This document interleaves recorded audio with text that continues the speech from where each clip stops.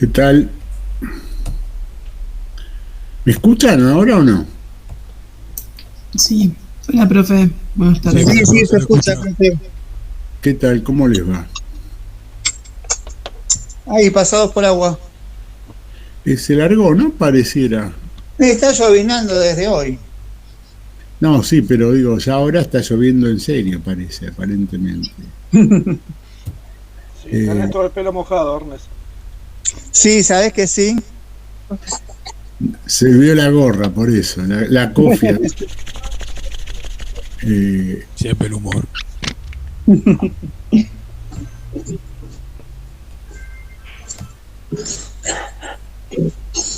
bueno, vamos a arrancar. A ver, la semana pasada terminamos más o menos cuando los bolcheviques toman aproximadamente el poder, habíamos dejado la situación en ese espacio o en esas circunstancias.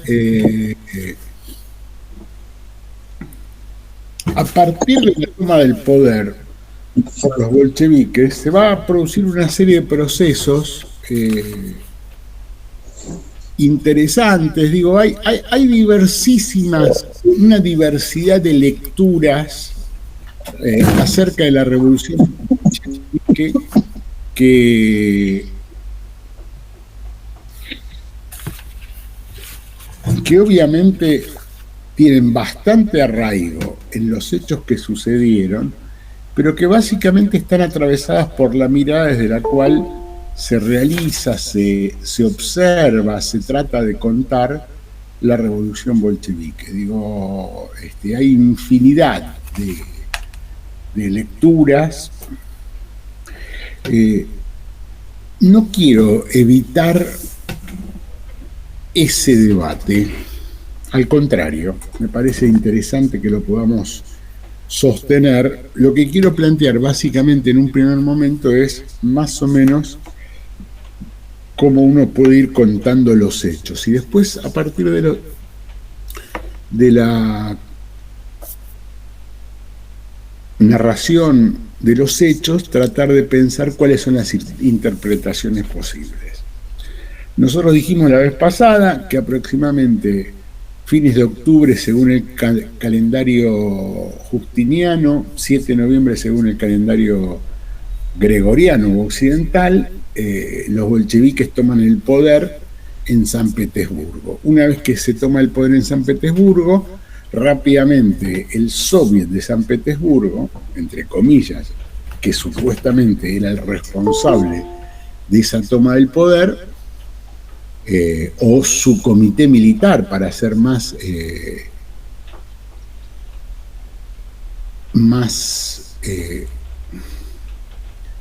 concretos o más específicos, designa una serie de comisarios que empiezan a funcionar, a trabajar, a actuar como ministros. El nombre que le dan en ese momento es comisario de tal cosa, comisario de Relaciones Exteriores, comisario de esto, comisario de aquello, comisario del otro. Esos comisarios constituyen como un poder ejecutivo que reporta directamente al Soviet de Petrogrado o de San Petersburgo. En ese contexto se designan determinado tipo de funcionarios, no los voy a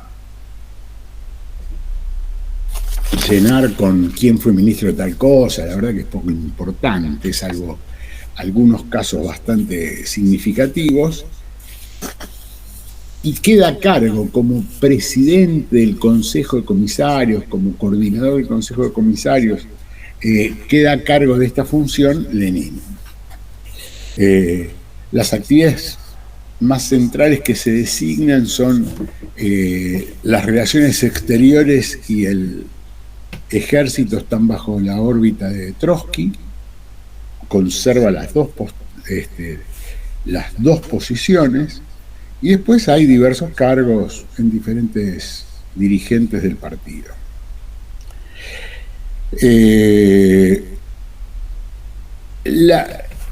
el devenir de los hechos previos al 7 de noviembre y posteriores provoca una serie de renuncias de los mencheviques y de muchos socialistas revolucionarios en sus puestos en el Soviet de San Petersburgo, y a pesar de que los bolcheviques intentan o pretenden evitar, hay una convocatoria pendiente para las elecciones de la Asamblea Constituyente. Creo que yo ya lo planteé anteriormente, ya desde la Revolución de Febrero estaba pendiente la convocatoria de una Asamblea Constituyente, ya que habían producido la revolución, que había cambiado el sistema político, había un zar, el zar no existía más, la Duma se constituyó de manera diferente, había que elegir Congreso, había que elegir un montón de cuestiones. Para eso estaba en ciernes la convocatoria de una Asamblea Constituyente. La cuestión es que una vez producida la revolución, los bolcheviques pretenden evitar esa cuestión, pero existe una fuerte demanda de diversos sectores que son aliados, que son... Eduardo, te hago una consulta, perdóname, te corto ahora antes que continúes con la clase, porque me había quedado colgado de la clase anterior. Bueno. Cuando habías estado hablando de, bueno, nada, de cómo fue evolucionando o cómo fueron corriendo los días con la revolución. Y nombraste varias veces a los zares. Para esta altura, para esta época, los zares o la familia zarista, ¿qué pasó con ellos? Porque si uno busca en los libros de historia, es como que terminaron matando a todos y ya. Y entraron al palacio y se produjo la revolución. O sea, si vos vas a los manuales, a los libros de historia, entran, matan a los zares y se produce la revolución rusa. No fue así. No, pero por eso, como lo nombraste varias veces, por eso estoy... A ver, cuando se produce la Revolución de Febrero, yo creo que lo dije la semana pasada, lo expliqué, dije, el zar Nicolás II renuncia, abdica, no se llama renunciar al zar, pero es lo mismo, hacia un primo, que no me acuerdo ahora el nombre, el otro día lo dije el nombre, pero no importa, creo que se llama Pedro o algo por el estilo. La cuestión es que ese no asume y la familia del zar queda como presa en un palacio y quedan en prisión, pero no se toca a los zares. No me acuerdo exactamente el día en que se produce la matanza. No es el primer día de la toma del poder por los bolcheviques. ¿Qué es lo que sucede en un momento determinado? Entran en uno de los palacios donde estaban los zares, un grupo de miembros del comité militar del Soviet, y esos miembros llevan a la familia al zar y ahí se produce un fusilamiento de los zares. Es a los pocos días o en el interín de la toma del poder, que nosotros decimos el octubre, que sería el 20 y pico de octubre según el calendario de los rusos y el 7 de noviembre según el calendario nuestro. En ese contexto los fusilan a todos, los entierran, no hay fuentes en donde dejaron sus cuerpos. Después, mucho tiempo después, hubo investigaciones diversas y cosas por el estilo, y lo que se pasó es que siempre se sostuvo que había salvado, que alguna de las princesas se salvaron. Hay un montón de historias sobre una supuesta presencia de una princesa Anastasia. Digo, la verdad que no son cuestiones que me interesen, pero básicamente el fusilamiento se produce después de octubre. ¿Está claro o no? Y no está del todo claro, no recuerdo, no lo tengo anotado el día que se produce eso, pero no es que hay una cuestión de que continúan, ellos son obligados, o sea, no toda la familia, básicamente Nicolás II es obligado a la renuncia por el gobierno provisional en febrero, y van a estar prisioneros hasta la Revolución de Octubre, y a partir de la Revolución de Octubre, al poco tiempo de la Revolución de Octubre, alguien que los tenía que trasladar de un lugar a otro decide su fusilamiento y los fusilan, pero no hay una cuestión de... y fusilan a todos, Ernesto. No sé cuál es tu pregunta específicamente. La fecha no me acuerdo en este momento. No, está bien, porque, a ver, uno leyendo sobre la Revolución Rusa y demás, y buscando fuentes, bueno, el tema de la historia de Anastasia aparece en un montón de lados, pero si nos basamos a los hechos puntuales, siempre que he leído, o sea, los hechos fueron así, o sea, se produce la revolución, entran al palacio, los matan a todos y se produce la revolución. Después sí vienen con todo el devenir de la revolución y demás, y etcétera, etcétera. Pero siempre me había quedado esa duda, y como lo nombraste, hoy lo nombraste, y la clase pasada también hiciste mención al tema de los zares. Digo, bueno, aprovecho ahora, porque es ahora o nunca, aprovecho ahora para preguntar qué era lo que había pasado realmente, o sea, porque es más, después leyendo, etcétera, etcétera, hay como una descendencia que hoy por hoy como que quieren hacer una locura, ¿no? O sea, como que quieren un grupo de la familia real quería imponerse otra vez, o quería instaurar el tema de la familia real, etcétera, cosa que quedó totalmente en la nada. Pero siempre me surgió esa duda, y siempre, entonces digo, bueno, aprovecho ahora que lo habías comentado 2 o 3 veces, digo, bueno, es el momento. Nada más que eso. No, mira, acá te lo estoy buscando. Mientras vos hablabas, aproveché. El fusilamiento es en el 18, es bastante después.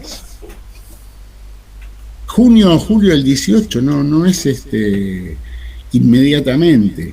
Voy a decirte algo, pero lo digo con la mejor buena onda. Los zares ya en ese momento no eran importantes.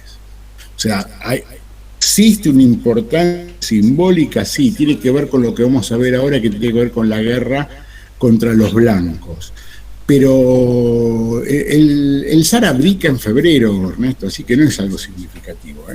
Pero insisto, el fusilamiento, muerte, masacre, que llamalo como quieras, de los zares es 6 meses después de lo que estamos hablando. No es inmediato. Bueno, dale, bárbaro, gracias. Y después las cuestiones estas del pretendido resurgimiento de la familia, digo, en Francia hay uno que sostiene que es el rey no sé cuál, y tiene pretensiones sobre la corona de los Borbones. En España hay un montón, porque pensá vos que Juan Carlos es impuesto por Franco, y hay otros que demandan. En todas las coronas, digo, pero son, la verdad, a mí personalmente no son historias que me parezcan. Digo, alrededor de Anastasia se tejieron historias, hubo películas, dibujos animados y parruchadas por el estilo. Pero la verdad que no hace a lo que estamos... En este momento no es fundamental en este tema. Tiene que ver con otras cuestiones que me parece que son más significativas. Ahora lo vamos a ver. ¿Qué es lo que va a pasar? Presionados los bolcheviques tienen que convocar a la Asamblea Constituyente. Se convoca a la Asamblea Constituyente, se produce en diciembre, fines de noviembre, principio de diciembre las elecciones, y el resultado de las elecciones es totalmente adverso a los bolcheviques. Los bolcheviques sacan el 25% de los votos, la mayoría va a ser de los mencheviques y los socialrevolucionarios. Básicamente la mayoría tienen los socialrevolucionarios, que insisten y pretenden imponer en ese contexto una posibilidad de copar el gobierno, de tomar el gobierno o de apropiarse del rumbo de la revolución en ese momento. Se produce la reunión de los constituyentes. La reunión de los constituyentes es el 5 de enero del ¿cómo se dice?, el calendario de los rusos, 20 y pico de enero, 15, 20, aproximadamente el 20 de enero del calendario occidental, y una vez que se produce la apertura de sesiones, viste que siempre cuando se produce la apertura de sesiones hay todo un momento en el cual hay que elegir las autoridades, todo ese tipo de cuestiones formales de establecimiento. Los bolcheviques, que estaban a cargo del poder, claramente, y sobre todo en ese contexto estaban a cargo de las cuestiones formales y del ejército y todo ese tipo de cuestiones, entra el ejército o lo que se llamaba el comité militar de los soviets, y ese comité militar dice, bueno, por motivo de fuerza mayor suspendemos la sesión. Se suspende la sesión, nunca se volvió a convocar a ninguna sesión, y a partir de ese momento la Asamblea Constituyente queda relegada, queda desplazada, queda delegada, y lo que queda claro es que se constituye ya a partir de ese momento, empieza a aparecer claramente lo que se va a llamar o lo que va a ser el gobierno de los comisarios, o el gobierno de los comisarios del Soviet primero de San Petersburgo, que comienza a ampliarse y empieza a ser el Congreso de los Soviets.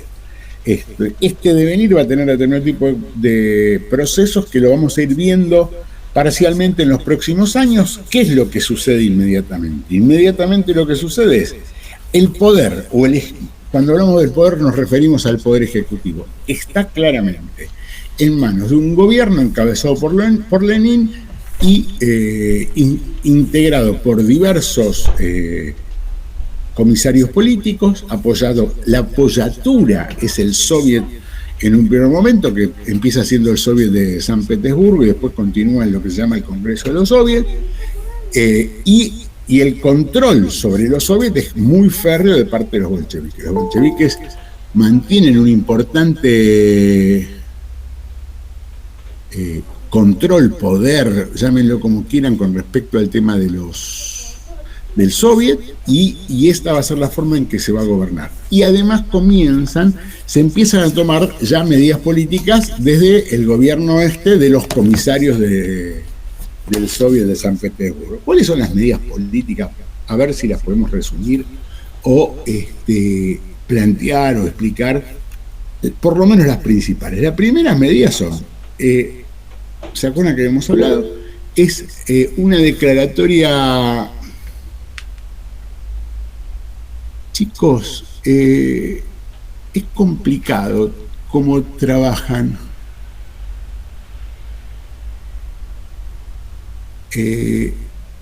Cristian Gómez. ¿Quién es Cristian Gómez? ¿No puede hablar? ¿Cristian tiene alguna inhabilitación para hablar? Sí, profe. ¿Qué pasa? Eso, que recién entro y quería preguntar si ya había hablado de la huelga de Petrogrado. ¿De qué huelga de Petrogrado? De trabajadores. Pero obviamente, generalmente cuando hablamos de una huelga, salvo que sea un lockout patronal, hablamos de una huelga de trabajadores. Y en 1917, la primera huelga, la que el zar también manda a reprimir. Pero ya hablamos hace tiempo, dos cosas, Cristian, ya hablamos la clase anterior de eso. No sé qué querés decir sobre eso. ¿Alguna cuestión específica, alguna pregunta, algo? Sí, fue importante, porque por eso le digo, como recién entro, no sé si ya lo había hablado. Y si eso realmente fue importante, si la huelga de Petrogrado sí fue importante para el traspaso, digamos, del fin del régimen del zar hacia... A ver, cuando hablas de la huelga de Petrogrado, hay varias huelgas de Petrogrado. Empieza la Revolución de Febrero con la huelga y después se producen varias huelgas de Petrogrado. Entonces, no sé a qué te referís. A la primera, a la de febrero. Sí. Bueno, pues ya lo hablamos hace dos clases, Cristian. Discúlpame, no es que, sino que estoy hablando, me mandás un mensaje por escrito que me obliga a mí a tener que abrir el chat y cosas por el estilo. Digo, tratemos de trabajar ordenadamente, si se puede. Y si yo digo, trabajamos ordenadamente, yo en todas las clases se habrán dado cuenta que dejo un espacio para que hagan las preguntas que quieran hacer. ¿Está claro o no?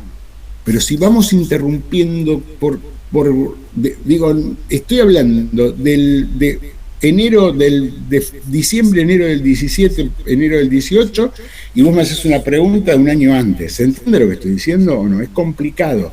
O sea, es complicado sintetizar esta modalidad de distancia y de, ¿cómo se dice?, de virtualidad con la demanda de cada uno de los presentes y cosas por el estilo.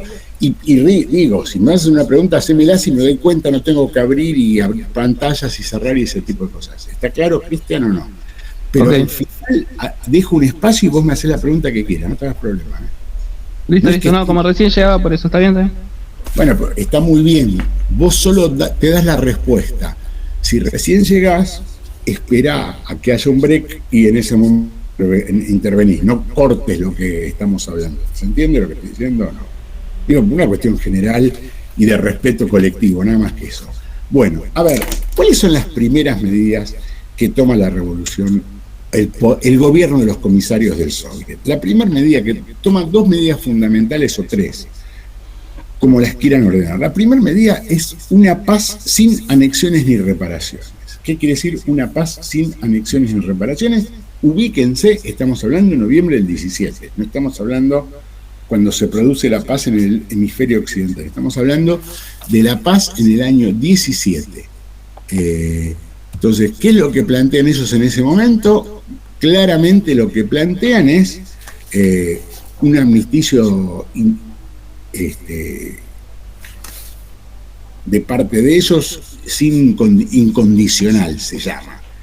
Ellos deciden abandonar la guerra de manera incondicional y lo que sostienen es, la solución es que nadie se quede con ningún territorio del otro y que nadie pida reparaciones al otro. Esto lo piden en el 17, lo deciden, lo actúan y lo hacen. Eso para Alemania es muy importante. ¿Por qué es muy importante para Alemania? Y Alemania es como que no acepta 100% esta postura, pero no insiste, no sigue atacando, no profundiza el ataque sobre Rusia. ¿Por qué? Porque tiene un quilombo terrible en el frente occidental. Entonces Alemania lo que hace es resuelve varias cuestiones que son urgentes y eso le permite derivar gran cantidad de tropas y sobre todo del Estado Mayor del frente oriental hacia el frente occidental, donde se acuerdan que habíamos dicho, cuando estábamos hablando todavía de la Primera Guerra Mundial, que estaba cada día peor a partir del ingreso de los Estados Unidos en el 17. ¿Está claro lo que estoy diciendo? No. Entonces, cuando a fin del 17 se produce este abandono unilateral de parte del ejército ruso, Alemania aprovecha la coyuntura y dice, bueno, mandemos lo que podemos a el frente occidental.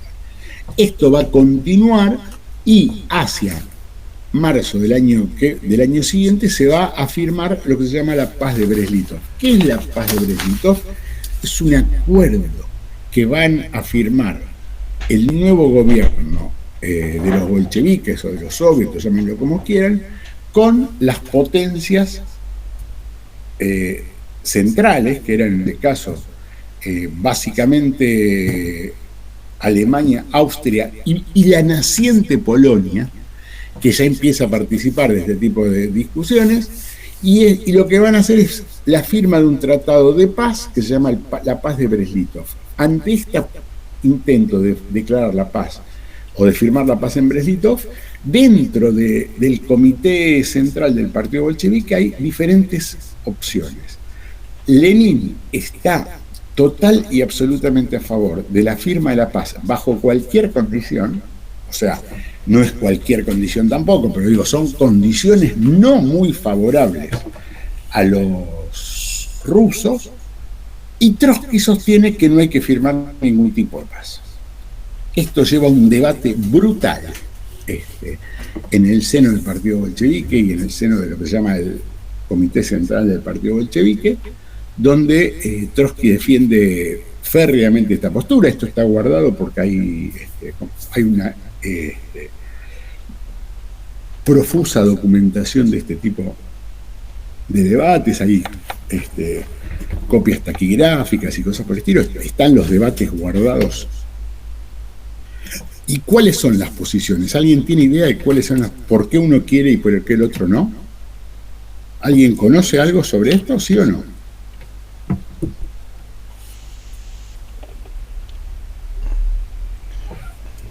No, yo no. No repite, profe. ¿Qué cosa? Te acaba de preguntar, por favor. Lo que dije es si alguno conoce cuáles son las diferentes posturas que tienen Trotsky y Lenin. Digo, Trotsky y Lenin son los dos que encabezan las dos grandes posturas con respecto a la firma del tratado. Bueno, a ver. Lenin sostiene que hay que firmar el tratado de paz porque lo que plantea es lo que necesita en ese mismo momento. No, fui yo que puse el nombre porque lo tuve que buscar, no sabía cómo se escribía y bueno, si alguno Así lo se quiere. escribe, perfectamente escrito, joven Natalia, muy bien. Igual está en todos los textos que ustedes pueden estar leyendo ya a esta altura. No, sí, por eso. Yo lo tengo que buscar en internet, porque no sabía cómo se pronuncia. Se escribe así. Breslitov es una ciudad en Polonia y no importa, pero no vamos a entrar en esos detalles. Las dos posturas son las siguientes. Lenin, en una postura, si quieren ustedes, más pragmática, lo que dice es: tenemos una serie de quilombos internos, piensen ustedes que ellos están previendo que va a continuar la guerra, ya como con características de guerra civil, hay una fuerte oposición en diversas regiones, y ellos tienen que someter, disciplinar o integrar a diferentes regiones, y en esas regiones hay posturas diferentes, hay un sector muy importante de la nobleza, un sector muy importante del ejército zarista, que se niega a subordinarse al ejército rojo. ¿Está claro lo que estoy diciendo o no?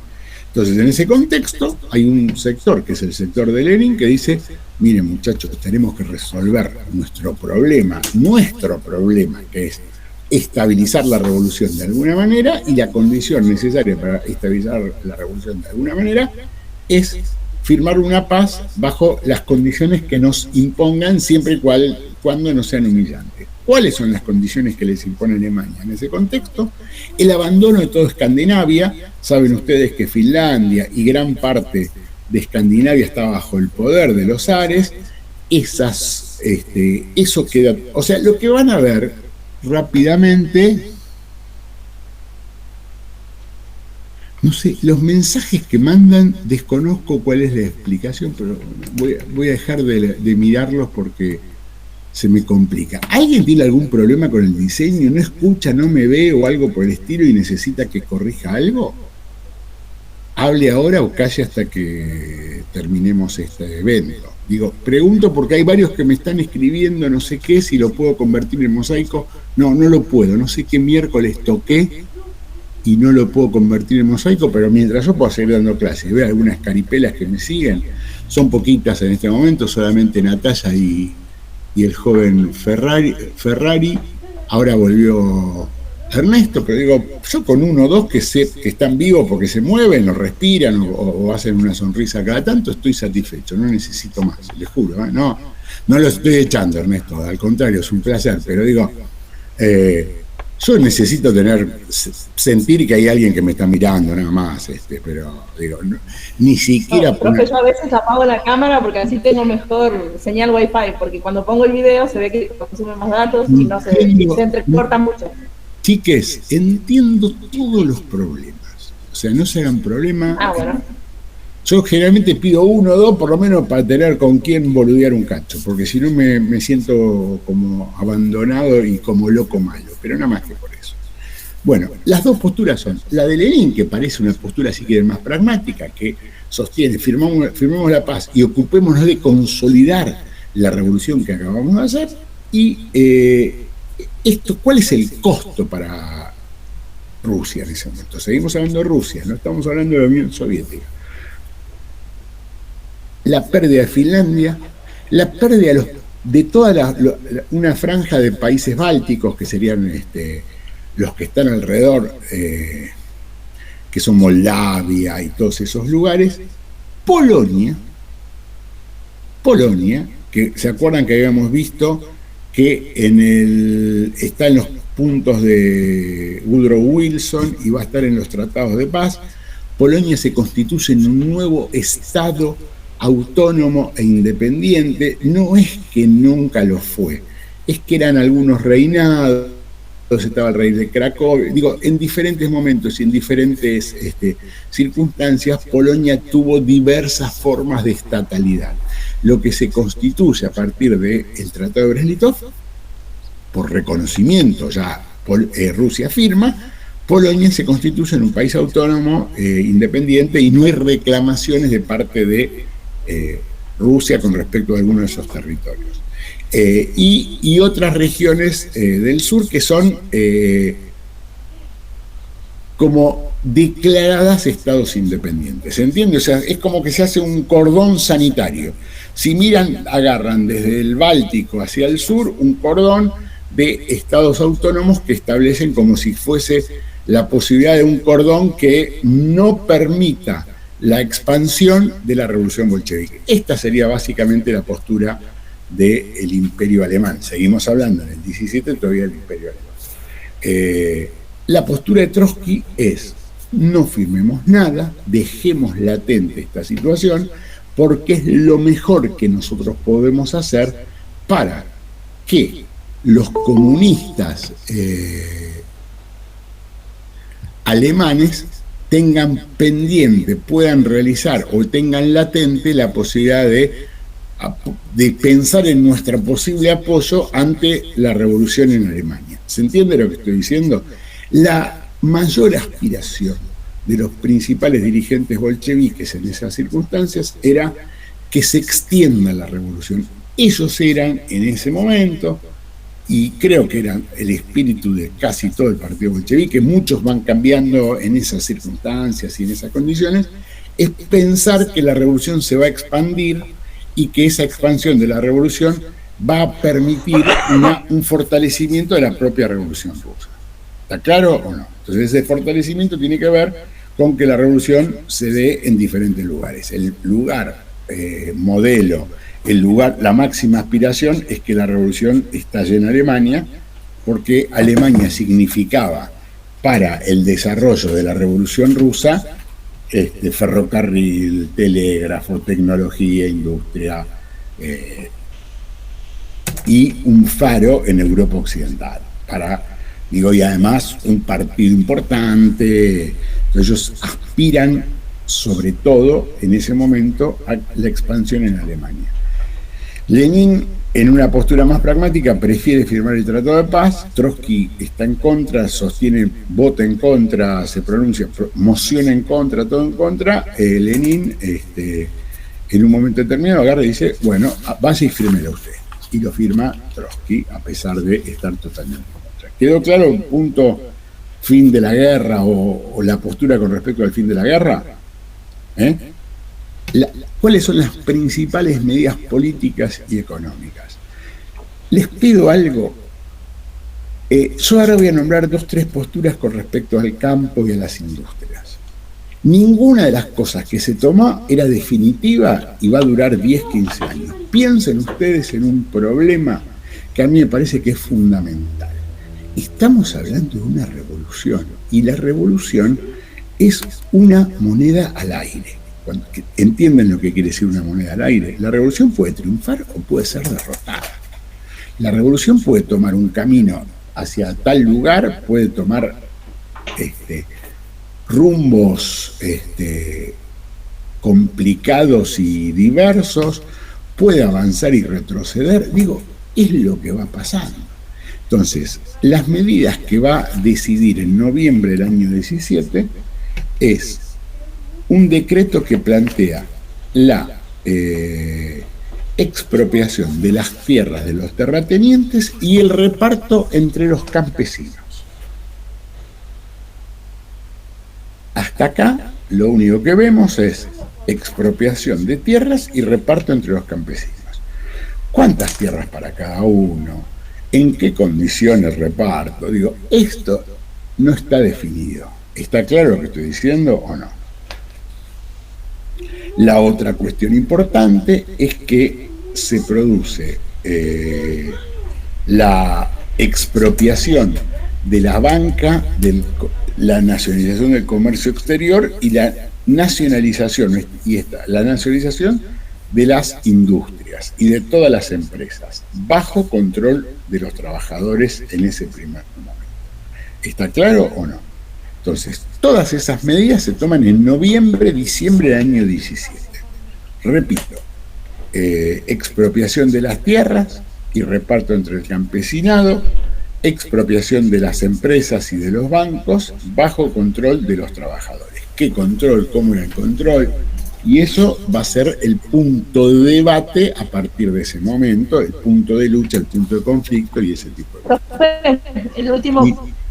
¿Cuál fue? Patricia, se te escucha entrecortado. Repetí. Usted había dicho las principales medidas. Nombró 3, la última ¿cuál era? Que no llegué. Nombré 3. La paz, La expropiación de las empresas y los bancos por parte de los trabajadores. y de los bancos y las industrias por parte de los trabajadores. Eso. Por parte del Estado. Sí, era el de reparto de tierras, de expropiación de tierras. Nacionalización de las industrias y bancos, ¿y qué más dijo? Y empresas y de industrias. No, perdone, creo que dijo algo del comercio exterior. Se debe estar refiriendo a eso, quizás.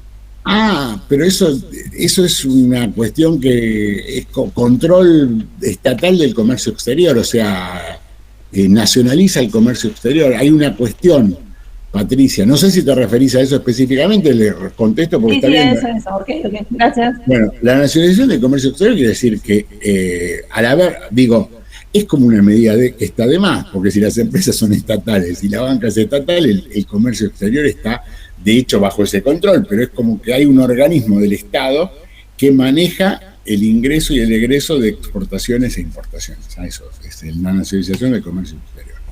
Estas son las medidas que se van a tomar en ese momento. A esta política se la va a llamar comunismo de guerra. ¿Por qué se lo va a llamar comunismo de guerra? Porque lo que empiece inmediatamente es lo que vamos a llamar la guerra civil. ¿Qué es la guerra civil?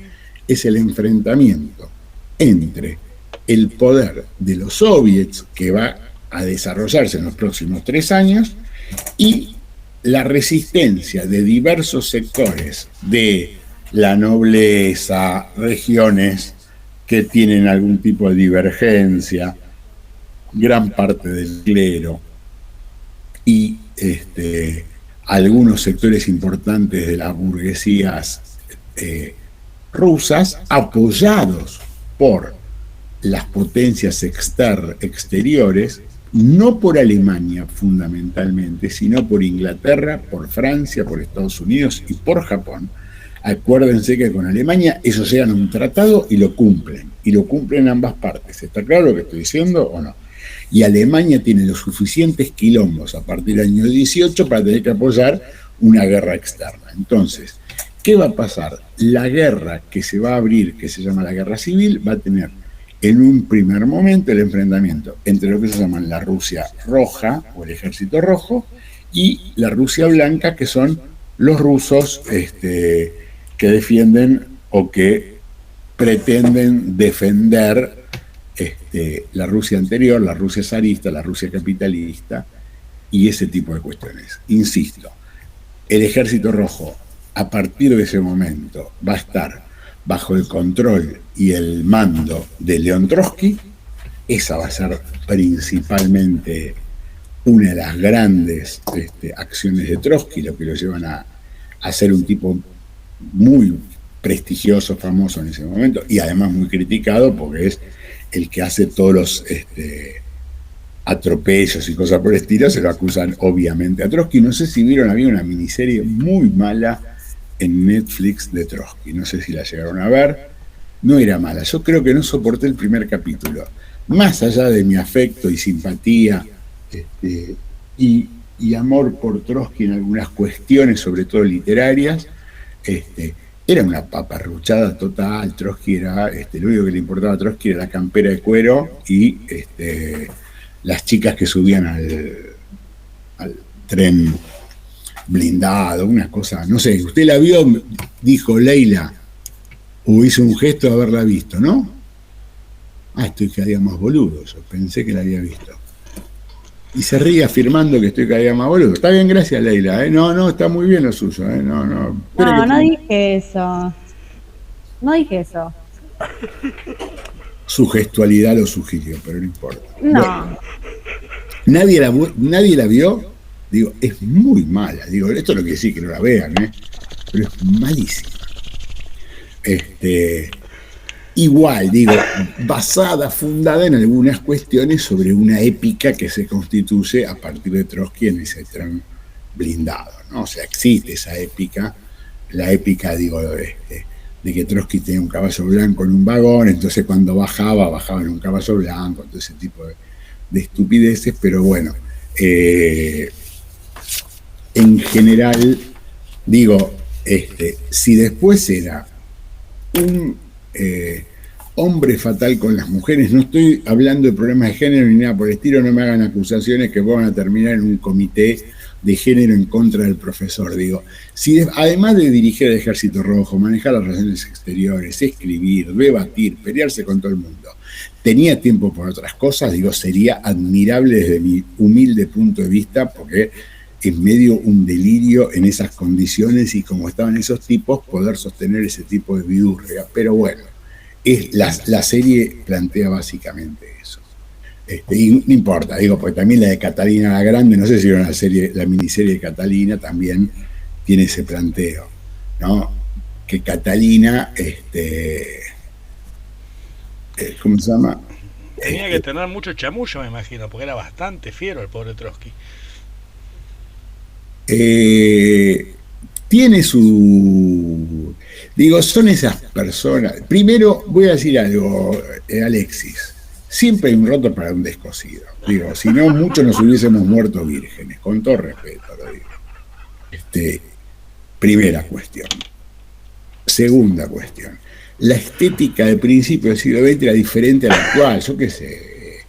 Después, tenía chamullo, obviamente sí tenía chamullo, ¿no? Pero digo, no pensaba en esa cuestión.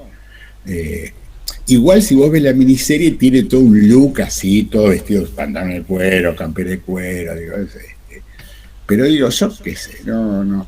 Igual tiene o sea, tiene una historia con calo fuerte, y eso de meterle las guampas al tipo que te salvó la vida hay que ser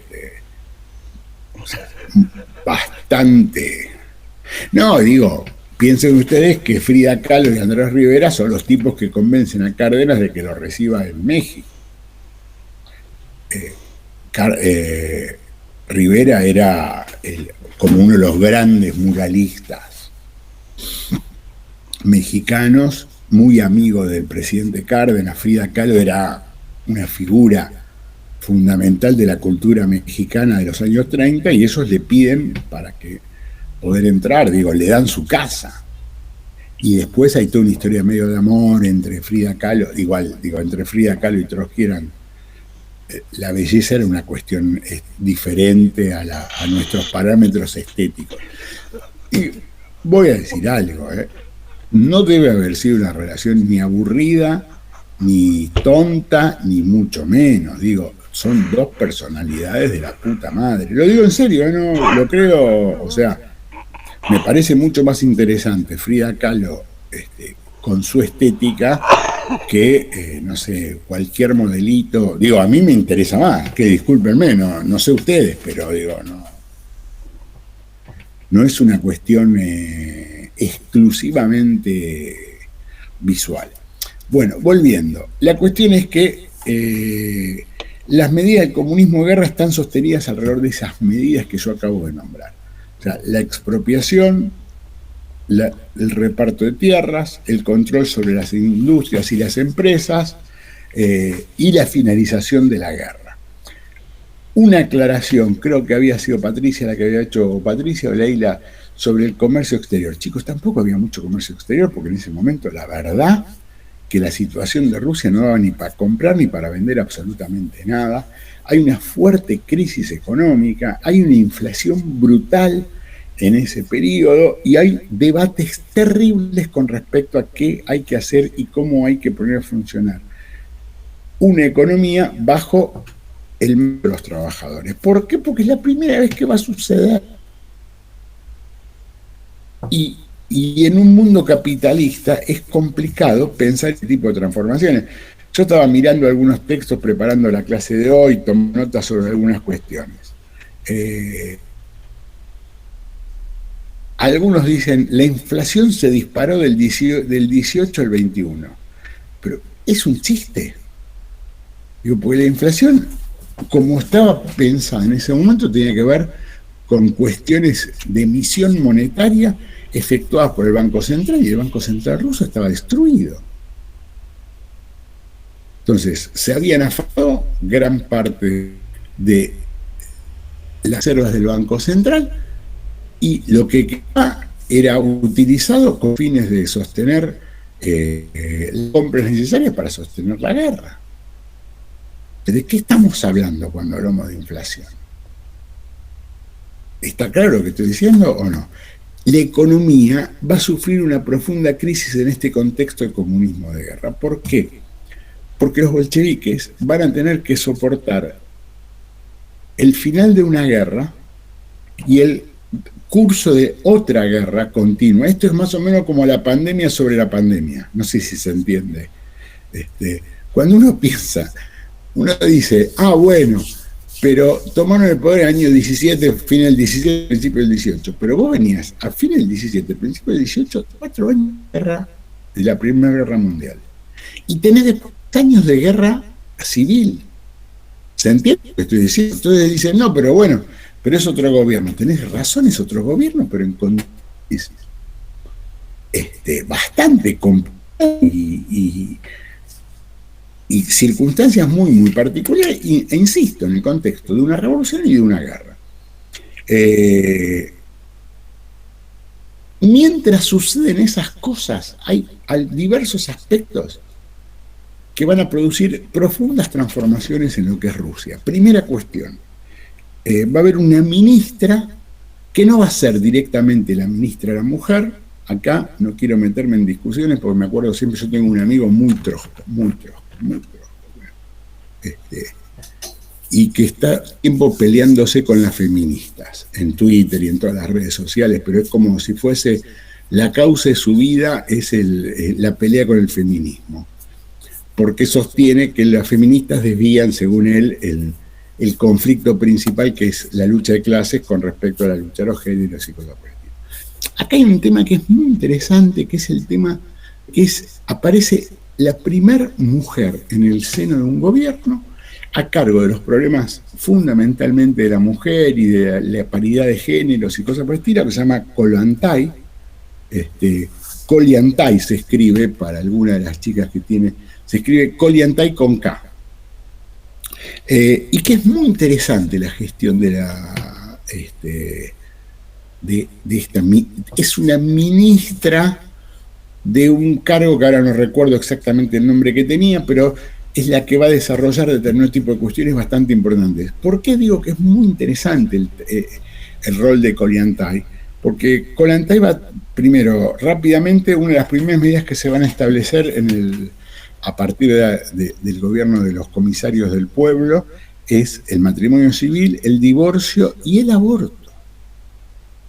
Legaliza inmediatamente la interrupción del embarazo, pero además va a mandar delegadas mujeres a las regiones más alejadas para ver la posibilidad de la protección de la mujer, de los derechos de la mujer, de los derechos igualitarios de la mujer y ese tipo de cuestiones. Estamos hablando del año 18, 19, 20 del siglo XX.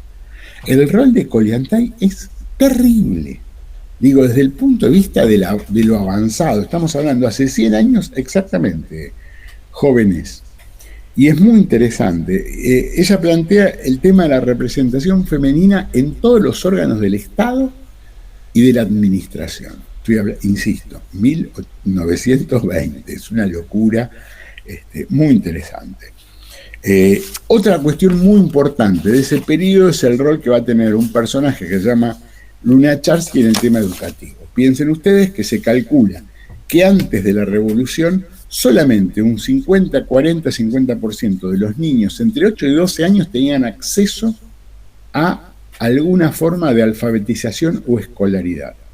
Y a partir del 18 se universaliza la escolaridad desde mucho más pequeños, repito, antes era de 8 a 12, se universaliza desde un nivel mucho más precoz, desde los 4 años y cosas por el estilo, y se producen debates importantísimos dentro del seno de la revolución en las cuestiones educativas. El que va a encabezar todo este área se llama Lunacharsky. Digo, detalle, boludo, no sé si sigue, los que dan didáctica. Durante muchos años Radetich hablaba de Vygotsky permanentemente en sus clases de didáctica. Vygotsky es de esta época, pequeños. Digo, para que quede claro, no exactamente si es de la década del 20 o cosas por el estilo, pero es subsidiario de este tipo de debates, no es un tipo que sea anterior a este tipo de discusiones. Entonces me parece que son aspectos muy interesantes que me parece que hay que tener en cuenta. Esperen un segundito, ya les respondo de qué año es Vygotsky exactamente. Bueno, para que nació en el 96 y muere en el 34, o sea que en la década del 20 es cuando se producen la mayor parte de los debates de Vygotsky. ¿Está claro? Entre el 20 y los fines de la década del 20, 22, 23, 24, 25, digo, ¿por qué digo esto? Porque son debates muy de avanzada. Yo siempre digo lo mismo, lo que van a escuchar ahora va a ser como una desviación, si quieren, pero digo, los debates culturales. Profe, perdón, ¿había hecho Lunacharsky? Lunacharsky era el ministro de Instrucción Pública, de Gracias. Educación, sí. Digo, pero 2, 3 cosas que a mí me parecen muy interesantes. El tema de la mujer, el tema de la educación, el tema de la cultura y el cine. El cine ruso está a años luz en ese momento del cine norteamericano. Digo, y sin medios. Hay cosas maravillosas del cine ruso, los debates escritos de los cineastas rusos, Eisenstein, que probablemente... Un comentario les voy a hacer, mejor dicho, más que un comentario, una pregunta. ¿Vieron alguna de todas las películas que yo puse en la lista? Algunas sí. Sí, el acorazado, profe. ¿Quién la vio? Yo vi 2. Yo la vi, el acorazado. Bueno, perfecto. ¿Alguna más? ¿Quién más vio 2? ¿Quién dijo yo vi 2? Cordero, alguien por el estilo, no me acuerdo. Yo, profe, vi 2. Luciano, ¿cuál vio? La del oficial y... Sí, y el espía. Y el espía, y la otra que era la previa a la Primera Guerra Mundial, que era el conflicto en Serbia. Sarajevo. Sarajevo. Bueno, no, pero bueno, vamos a hacer una cosa. ¿Qué hora es?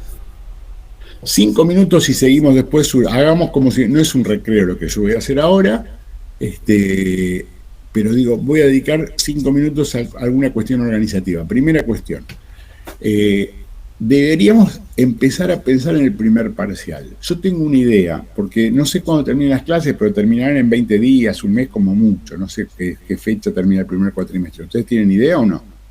Creo que el 17 de julio, pero es lo que se viene rumoreando. 17 de julio. Sí, es lo que yo tengo entendido que dijeron en principio. Bueno, si es el 17 de julio, tenemos un poco más de tiempo para dar el parcial. Yo lo que pensaba es darles el parcial. Depende de ustedes, y si ustedes dicen que no, lo doy una semana antes, no tengo ningún problema. Mi idea es darles el parcial, la última clase, y darles una semana para que lo respondan. Con lo cual les estoy cagando 4 días de vacaciones. ¿Está claro lo que estoy diciendo o no? Por eso se los estoy preguntando con un mes de anticipación. Porque va a haber muchos que van a decir, no, porque yo tengo mis vacaciones, quiero mis vacaciones, cosas por el estilo. También hay un problema que es que empezamos tardísimo. Porque creo que empezamos en mayo este año. Sí, siempre en abril empezamos, generalmente. Por eso, o sea, empezamos un mes más tarde. Entonces, mi pregunta es, si a ustedes no les molesta, yo les doy, pónganle el último miércoles, les doy el parcial y les doy hasta el miércoles siguiente. ¿Está claro o no? Para que quede claro, el parcial son generalmente entre 8 y 10 preguntas de desarrollo y de trabajo, y ustedes lo hacen de manera domiciliaria. Después les voy a dar las pautas y cosas por el estilo. Pero es una decisión de ustedes. ¿Queda claro o no? antes de, digo, después me va a aparecer la delegada y cosas por el estilo, que nunca está en clase, pero después aparece para discutir cuestiones. Pero digo, resuélvanlo y me lo contestan la semana que viene. Yo no tengo problema, no quiero respuestas hoy. Lo que sí les estoy planteando es como idea para no consumir tiempo durante este periodo, pero es una decisión de ustedes. Mi idea sería, si el caballero que me dijo que las clases terminan el 17 de julio... Yo, profe, Gastón Di Marcio. No, está bien. Tiene razón, el 17 de julio sería sábado, o sea que el último miércoles sería el 14 de julio. El día era, de la Revolución Francesa, ustedes deberían devolver el parcial o mandarme el parcial el 21. Es un problema de ustedes. Si quieren, lo hacemos así, y si no, lo adelantamos una semana, yo no tengo problema, y me lo entregan, no sé, el 17 de julio, como ustedes quieran. Pero me lo responden la semana que viene, ustedes lo discuten entre ustedes y me lo dicen. ¿Está claro o no? Bien, perfecto. Está bien. Sí, bien. Por favor, el lunes o el miércoles que viene, porque tengo que prepararlo, el parcial y ese tipo de cosas. ¿Estamos? Sí, sí. Insisto, el parcial son X cantidad de preguntas, que serán generalmente 8 o 10. Después yo le doy las pautas, qué extensión y toda esa boludez, porque si no voy a tener que corregir 2 meses seguidos y no tengo ganas de corregir 2 meses seguidos. Pero digo, que exigen un trabajo. Entiendo que exigen un trabajo y que les estoy tomando 2 o 3 días las vacaciones. Así que también se los planteo de esta manera para evitar superponerme con otros parciales y cosas por el estilo. Que aunque sean domiciliarios los parciales, entiendo que a ustedes les complican, les generan situaciones de estrés y de administración de tiempos. Este es un tema. Segundo tema, el lunes que viene yo voy a tratar de hacer un esquema de películas para que vayan viendo y cúmplanlo, por favor, ya que no leen mucho. Por lo menos les voy a dar como un cronograma de películas de 2 o 3 películas por semana. ¿Está claro o no? Si ustedes ven las 3 películas el domingo de 8 de la mañana a 1 del mediodía, cuando se sientan a almorzar con su familia, a mí no me importa. Yo quiero que vean 2 o 3 pelis por semana. ¿Está claro o no? Tampoco es tanto. Pueden verla cuando quieran, pueden verla al principio, pero digo, por lo menos que hagan algo que tenga que ver con el trabajo del periodo. Igual no son tantas porque la primera parte no tiene tantas películas, pero les voy dando y vamos a ver si a partir de la segunda semana que ustedes vean las películas, la primera no, sería la semana que viene, la segunda, dedicamos, aunque sea media horita, una clase, media hora por semana a algunos comentarios sobre las pelis. ¿Están de acuerdo o no? Ay, si no están de acuerdo, tienen que hacer igual, porque para eso soy un tirano. Bueno, ¿quedó claro esto? Había alguien que me estaba haciendo una pregunta y que yo antes lo corté. Uso el recreo si quiere para darle la respuesta. ¿Está todavía el joven o se ofendió y se fue a la mierda? ¿Quién era?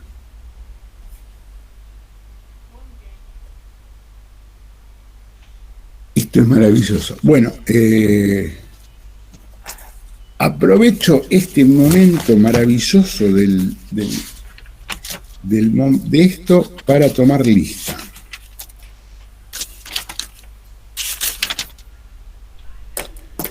Tomo lista. Silvia Miguel, ¿está? Sí, profe. Sí. Bien. Iván Santoro estaba, lo vi. Sí, profe, acá estoy. Bien. Cordero lo vi. ¿Sí? Estaba hace 3 minutos. Leal. Sí, acá. Perfecto. No, díganme que yo lo anoto, no hace falta. Seijas estaba, Camila. Sí, profe, acá. Le tengo terror a Seijas. ¿Por qué? No, porque hay otro instituto se llama Seijas y siempre digo, llega a ser la hija y me tortura. No. Y si lo es un problema suyo. Perdón, sí, profe, se me había trabado el micrófono. Bueno, ¿quién habló? Cordero, ¿no? Alexis está. Villagra lo vi al principio. ¿Sigue vivo? Sí, profe, siempre. No sea grande, Chacarita, espere un poco. Agustín Alzogaray. Sí, profe, presente. Dale. Su Gómez, Cristian. Presente. Petraca lo vi, creo que en algún momento. Está ahí. Todo en primera fila lo tengo. Está Petraca, no hace falta. No, todavía no. ¿Cómo no? ¿Está o no está? Estamos. Y lo veo, lo estoy viendo que se mueve y todo, buzo gris, pared rosa atrás, todo. Santini lo vi. Sí, presente. Belinda. Sí, profe, presente. ¿Cómo se llama? Duarte. Duarte. No, mi letra es ilegible hasta por mí. Melanie Arzamendia. Sí, profe, acá estoy. Aparecen todos ahora, che, yo soy un piscuí. Facundo Benítez. Presente. Rodrigo Ponte, el de Racing. Lo vi que se fue, aprovecho y le pongo ausente. ¿Estás, Rodrigo? Para que vean que no soy vengativo. Lo vi hasta hace un rato. Avísenle que... Ayelén Mulet. Flor Aznar.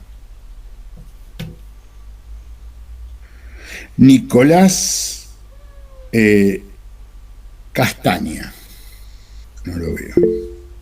¿Está? Profe, acá Aznar presente, justo estaba sirviéndome café. ¿Quién? Aznar. Bueno. Castaña puso presente en el chat. Lo vi. Sí, lo vi. Luciano Causelli, pero lo vi. Casuselli acá, bro. Casuselli, efectivamente. Lo vi. Facundo Mota. Sí, profe, presente. Darrichón está. Tomás Arias. Sí, profesor, acá presente. Recién entró Tomás, pero no importa. Maximiliano Nicolás Bonomo. Acá estoy, profe, presente. Le avisan a Tomás Arias, le avisan, ¿no? Natalia Montenegro. Había una Natalia Montenegro. Estaba, ¿no? Sí. Sí, estoy acá. Yo digo una sola cosa. Estoy tomando. Acá dice que había 23. Ah, no, 33. No veo un burro a medio metro. Discúlpenme, no, pero estoy en el horno total. Veo mal, tengo que ir al oftalmólogo y encima se me rompieron los otros lentes y estoy usando unos que están como rayados, entonces no veo nada. Leandro Cid no lo vi, pero ¿no está? Bueno. Laila Franchi, ¿puede ser? Leila, acá. Bueno, Santiago Silveira. Sí, presente, profe. El joven matrimoniado. ¿Cómo anda su matrimonio, Santiago? Bien, profe, excelente. Bueno, está, por lo menos dura como 4 o 5 meses, ya estamos bien. Sí. Agustín Fernández estaba ahí. Sí, profe, acá. Ayelén Mulet ya la leí 2 veces. ¿Está o no? No estaba la vez pasada y no está esta. Se cayó la abuela hace un rato y la tuvo que llevar al hospital, profe. Bueno. O sea, no está. ¿Qué le vamos a hacer? Federico Villalba. Gastón ¿cómo es? Marcio, presente. Di Marcio, presente. Y José Luis Argañeras. Bueno, continuamos. Profe, perdón, tengo 2 preguntas. Sí. Esperá, Leal, que alguien quiere, me parece, dar el presente. Escuchemos y si no me nombró a mí, profe, para la minuta, porque nunca te tomé decente para la minuta. Flores Patricia. Minuta. ¿Cómo te llamas? Leandro. Bueno, pero no te tomé porque no te tomé nunca en lista, Sí, Leandro. una vez me tomó, profe. Una vez, las demás no, querido. Y Flores sí la tengo vista, pero ¿cómo se llama de nombre? Bueno, Patricia Flores. perfecto. Bueno, siga Valeria, ya estamos todos presentes. Ponte presente, profe. Tomó lista por la mitad, me parece. No, Ponte, perdón, explíquenle lo que pasó. Dije, Ponte se fue al carajo porque es de Racing y se cree que tengo que soportar bajo todas cosas. Igual le voy a poner Me estaba presente. fumando, profe. Bueno, pero le dije, ¿qué dije yo en público? Lo dije en voz alta, está grabado si lo graban. Dije, le voy a Bueno, poner pero no presente ponga dentro de para que, casa. no quede para que quede claro que no lo discrimino. ¿Dije eso o no lo dije? Y le Es puse cierto, lo dijo con una cara rara, pero lo Muchas dijo. gracias. No, para que después no diga que por qué de Racing y esas cosas, ¿viste? Yo no me hago, no vamos a abusarnos de la gente con problemas. Profe, Sí, ¿qué pasó con esa tomada de lista que hacía con la computadora? se me hizo pelar, no sé qué hacer, algún problema tengo que ver si lo puedo hacer, a ver. No sé qué pasó, sí sé lo que pasó. Que es que pusieron un nuevo sistema y una página nueva con un nuevo servidor y no sé qué, Sí, actualizaron todo lo que es Meet, por eso. pero en el instituto. Entonces digo, no sé qué hicieron. Entonces, me rompieron la paciencia. Entonces, tenés que ir a 8 reuniones con una vicedirectora que no es mi mujer en este caso, que es regente, pero digo, y después te complican tanto la vida. Digo, esto no quiere decir que ustedes hagan lo que yo estoy haciendo, porque ustedes van a empezar a trabajar de esto y yo ya me estoy yendo. Entonces, cuando te empiezan a citar a 3 reuniones de ESI, 4 reuniones no sé de qué, 5 reuniones para explicarte cómo tratar a los pibes de primer año, yo no tengo primer año, por suerte. Digo, basta, muchachos, no me den paren un poco. Entonces, no sé qué hicieron, yo funciono con lo que puedo funcionar, que es esto, cuando lo puedo resolver, lo veré. Pero bueno, no lo puedo hacer ahora, no sé por qué. Acabo de tomar, yo igual tomo, pero digo, como no creo que quede grabado, tomo de esta manera. Mecánica. Valeria, le escucho.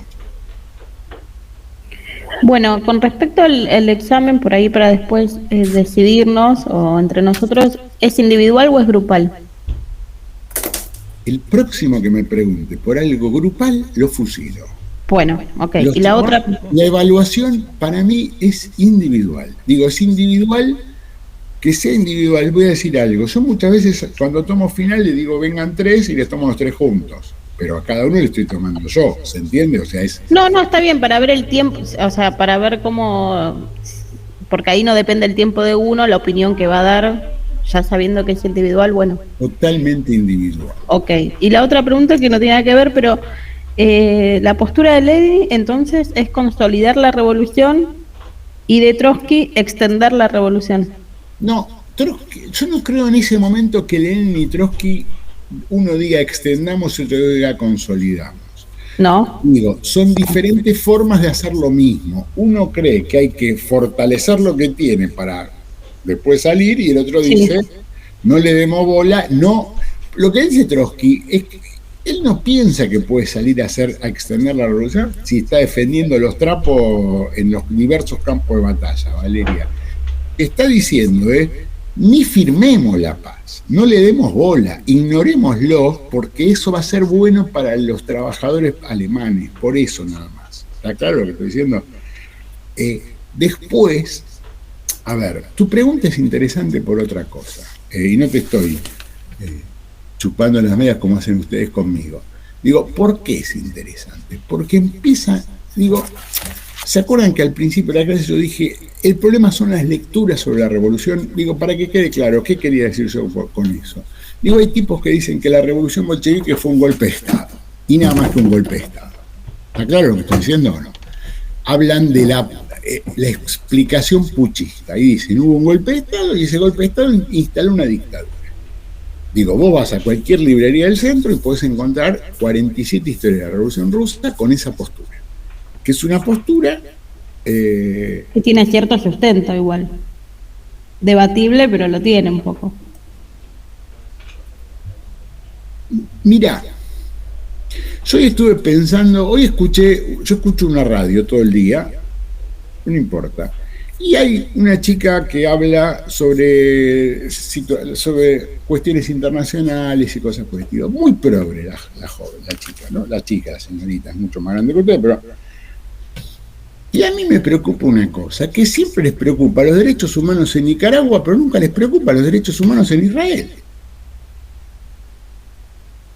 ¿Se entiende lo que estoy diciendo? Entonces dicen, che, pero en Nicaragua metieron presos 15 tipos. Está mal. A ver, Valeria, yo no creo que esté bien. Pero digo, simultáneamente en Colombia mataron 40 personas en la represión ante las movilizaciones populares. En Chile mataron 40 personas, 50 personas hace 1 año y medio y dejaron ciegos a 300. Y nunca hay nadie que vaya a intervenir sobre eso. Intervienen sobre Formosa, en serio te digo. La justicia tuerta no es justicia. Y el análisis tuerto tampoco, Valeria. No lo digo de manera irrespetuosa. Tenés todo el derecho del mundo a pensar lo que quieras. No, está bien. Igual por ahí pensamos en dictadura como término moderno. ¿Por qué te explico? Porque digo, la Revolución Francesa tiene una parte que es del 92 al 94, que es cuando gobierna Robespierre, que es el terror también. Pero digo, las revoluciones se tienen que defender de alguna manera. Entonces, sigo con el argumento, ¿no? Sancionan a Nicaragua y Estados Unidos pierde por vez no sé cuánto con respecto al bloqueo a Cuba en la ONU, pierde 184-2. Si yo te digo quiénes son los dos votos que defienden el bloqueo, son Estados Unidos e Israel. Ni Bolsonaro se atreve a defender el bloqueo. Y se cagan en eso. Entonces, ¿por qué algunas resoluciones se tienen que cumplir y otras no? Digo, doy un ejemplo. A mí todavía no me pueden acusar de antisemita porque tengo todas las que me justifican y defienden. Pero digo, el Estado de Israel incumple las resoluciones de la ONU desde el año 48, como Inglaterra con Malvinas. Y nadie lo obliga a nada. Entonces, esas lecturas me parece que hay que tener cuidado. Vos me decís, ¿qué características tiene? Por eso yo empecé a decir lo que estaba diciendo. Yo dije, no es una postura que sostiene que hay que quedarse adentro y sostener lo que tenemos y otra que dice hay que salir, pero empiezan a perfilarse ya esas dos miradas. Hay una génesis antes de que algo exista. ¿Se entiende lo que estoy diciendo o no? No es que algo nace de un reposo. Empieza a mostrarse dos opciones, que ni siquiera eran opciones personales, son opciones objetivas y políticas. Pero no por eso uno piensa que eso es un golpe de Estado y una dictadura automática. ¿Está claro lo que estoy diciendo o no? Porque mi lectura es que, yo qué sé, el gobierno de Macri no era una dictadura, obviamente, pero digo, yo creo que todo Estado actúa de alguna manera con un autoritarismo muy fuerte, imponiendo determinado tipo de cuestiones, y que las impone en algún momento por consenso y en algún momento de manera, si querés, más autoritaria, pero no hay, y menos en un contexto de guerra, porque todos reconocen que hay una guerra, todos reconocen que hay una invasión de diversos estados europeos y asiáticos contra Rusia en ese momento, Valeria. Entonces vos estás pidiendo, che, ustedes jueguen con las reglas y yo juego con las que se me canta. Y me parece que no es así. ¿Se entiende lo que estoy diciendo o no? Si vos me preguntás si está todo bien, yo creo que no está todo bien. Yo creo que ya ahí, y que estando Lenin empiezan a plantearse más. Yo quería llegar, si tenemos tiempo, a Kronstadt. Kronstadt es claramente una represión contra revolucionarios que en un momento determinado se enfrentan con otros. Y yo tengo una mirada muy crítica con respecto a Kronstadt. Pero digo, espera que lleguemos. ¿Está claro lo que estoy diciendo o no?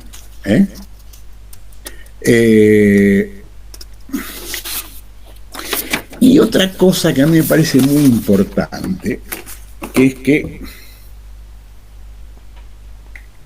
las transformaciones en ese periodo que se llama...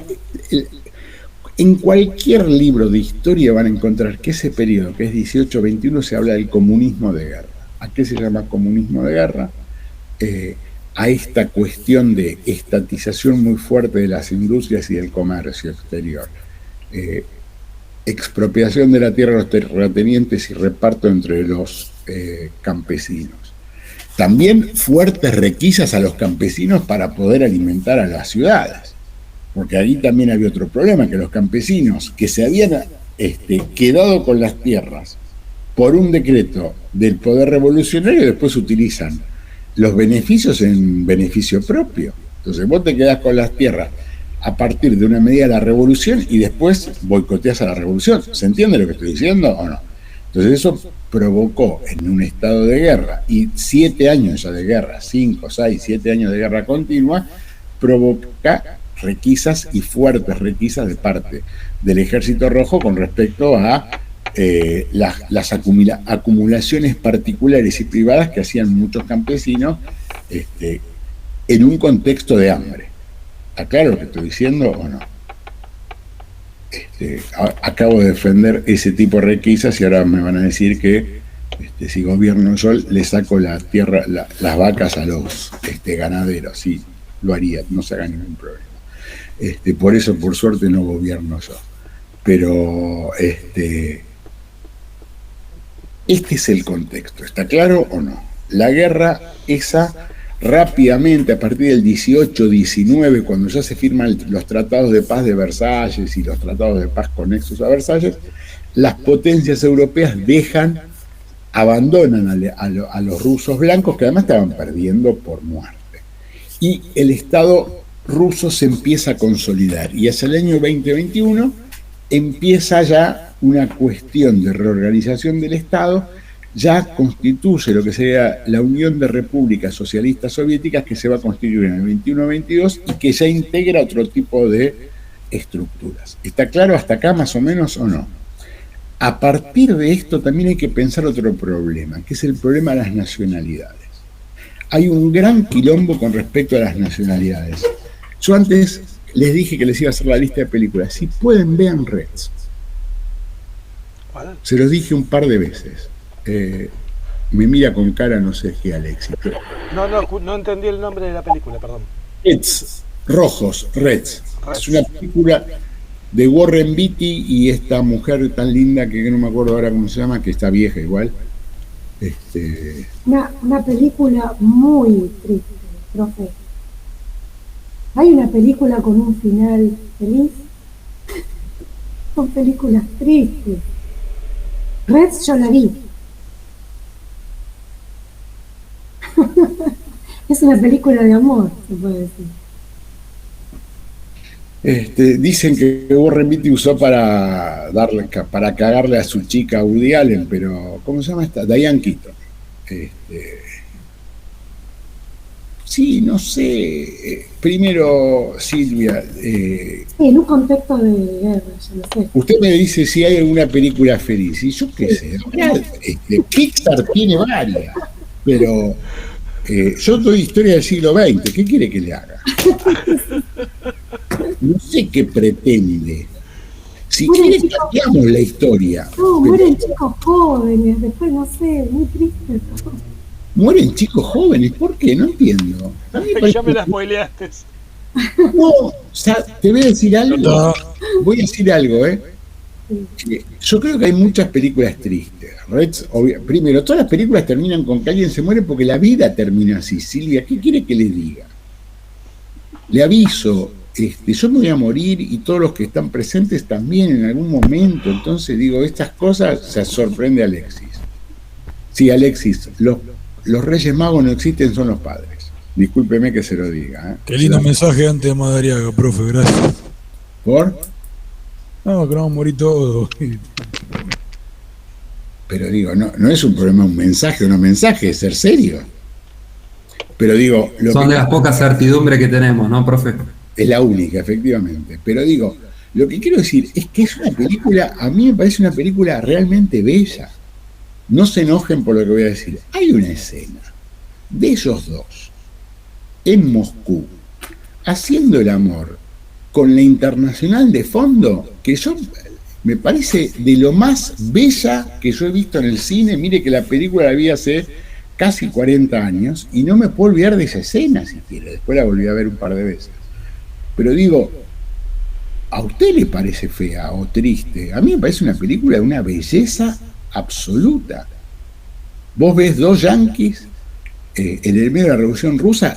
Moscú es una fiesta durante la Revolución y muestran una revolución realmente vital. No sé por qué tiene esa impresión la joven Silvia Miguel, pero digo, no. Sí, es hermosa la película. Bueno, entonces. Un final muy triste.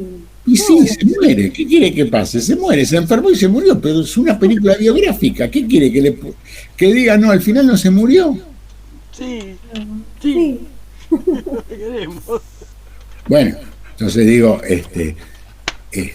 para eso está Clarín, los medios, los diarios, digo, en serio, digo, pero hay un poco de rigor, digo, explico 2, 3 cuestiones. John Reed es un juego de palabras entre el nombre del protagonista, que es John Reed. John Reed es el tipo que escribió Los 10 días que conmovieron al mundo, sobre la Revolución Rusa, y que escribió los libros sobre la Revolución Mexicana. Hay algunas películas que muestran a Reed en México, porque Reed en 1910 cubre la Revolución Mexicana y después se va a cubrir la Revolución Rusa. John Reed era un escritor, periodista norteamericano de izquierdas. En ese momento había todavía una fuerte corriente de izquierda en Estados Unidos. Estados Unidos no era un país que mirase tan mal a las izquierdas como posterior a la Revolución Rusa. ¿Está claro lo que estoy diciendo o no? Había un importante partido socialista, había periódicos de izquierda y cosas por el estilo. Entonces John Reed, de trampa con una mujer, que en esta cuestión es Diane Keaton, se van, cuando se produce la Revolución Rusa, se van en parte a trabajar de periodistas y en parte a apoyar la Revolución Rusa. Como fueron muchos intelectuales, el propio Gramsci hace eso, chicos. La mujer de Gramsci, digo, hay muchísimos tipos en el mundo que van a Rusia, porque Rusia es el faro del mundo en ese momento. Entonces, en ese contexto, a mí me parece muy interesante la mirada. Insisto, Warren Beatty es un yankee de Hollywood que usó la película para cagarle la novia a Woody Allen. Digo, Woody Allen gana el Oscar por primera vez en su vida cuando hace una película donde cuenta por qué se peleó con Diane Keaton, y esa película gana el Oscar. Se llama Annie Hall, que es la película famosa que él gana el Oscar y que no lo va a buscar el Oscar. Entonces fue un quilombo en ese momento en Hollywood y todo ese tipo de cuestiones, y que él explica por qué no va a buscar el Oscar, porque dice que Los Ángeles es una ciudad de mierda.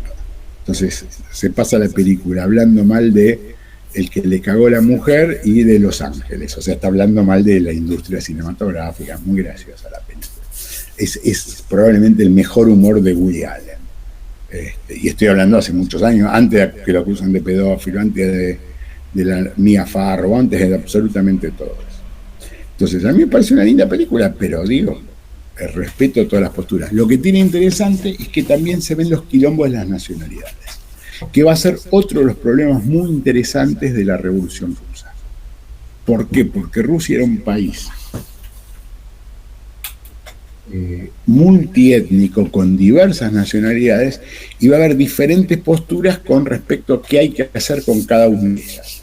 Y hay dos posturas centrales. Una que dice, bueno, hicimos la revolución, no me rompan más la paciencia con las nacionalidades, porque ahora el problema es de las clases. Y hay otra que plantea claramente una cuestión referida a la autodeterminación de los pueblos. Es muy interesante el debate de las nacionalidades en ese momento. Digo, hay debates muy piolas con respecto al tema de los judíos en ese momento, debates muy fuertes con respecto a cuál es la solución, si es la autodeterminación, si no, si hay que apoyar a los pueblos a liberarse, de qué manera.